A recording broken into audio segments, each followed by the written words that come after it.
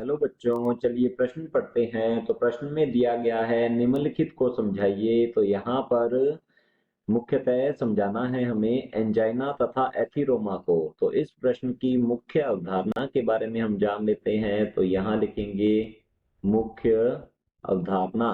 तो मुख्य अवधारणा है इस प्रश्न की हृदय हृदय रोग।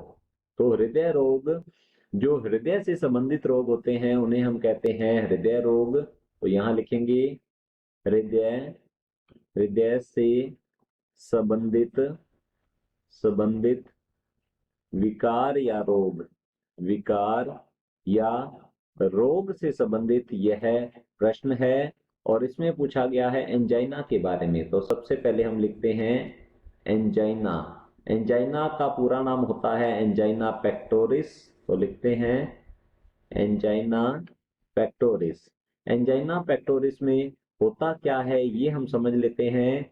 किसी कारणवश, किसी कारण, यदि यदि हृदय की हृदय की पेशियों को, हृदय की पेशियों को रक्त रक्त सप्लाई, या फिर हम कह सकते हैं आपूर्ति, रक्त आपूर्ति आवश्यकतानुसार आवश्यकतानुसार नहीं होती, आवश्यकतानुसार नहीं होती, तो हृदय में हृदय में तेज दर्द, तेज दर्द की अनुभूति होती है, तेज दर्द की अनुभूति होती है।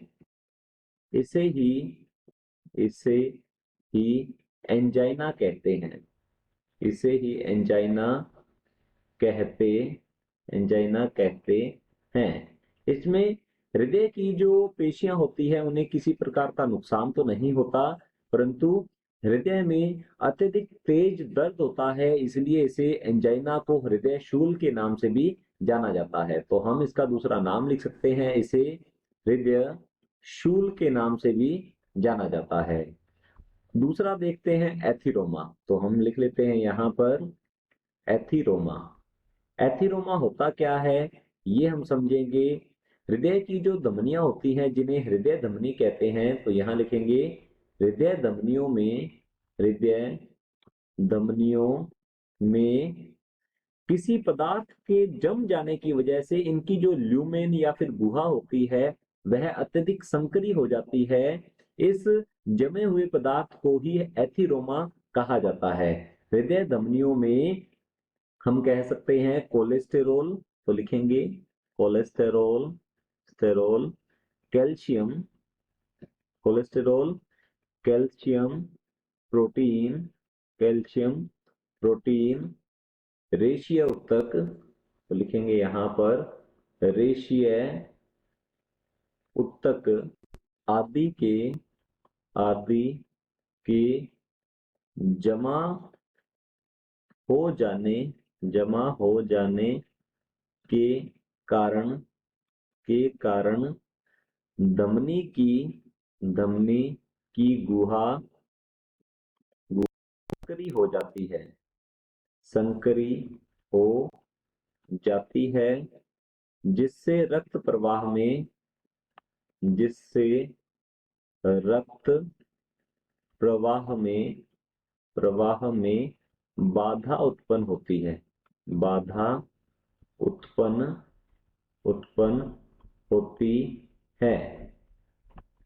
तो ये जो जमा हुआ पदार्थ है इसे ही कहा जाता है एथिरोमा या प्लाक कहते हैं।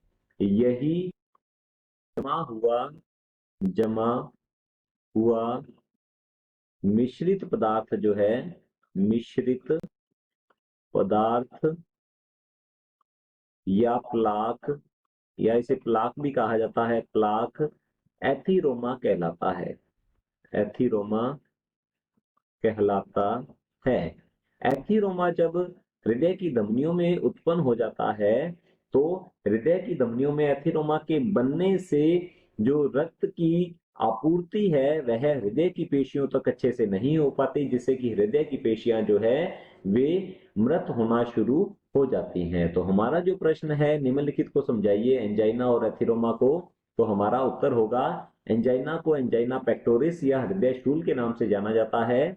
यदि किसी कारणवश वश हृदय की पेशियों को रक्त आपूर्ति आवश्यकता अनुसार नहीं होती तो हृदय में तेज दर्द की अनुभूति होती है, इसे ही एंजाइना कहते हैं। और एथिरोमा के बारे में हमने जाना है हृदय की धमनियों में कोलेस्टेरॉल, कैल्शियम, प्रोटीन तथा रेशीय ऊतक आदि के जमा होने के कारण धमनी की गुहा संकरी हो जाती है, जिससे रक्त प्रवाह में बाधा उत्पन्न होती है। और यही जो जमा हुआ पदार्थ होता है, मिश्रित पदार्थ जो है या ये जो प्लाक होता है, इसे ही एथिरोमा के नाम से जाना जाता है। आशा करता हूं आपको समझ में आया होगा। धन्यवाद।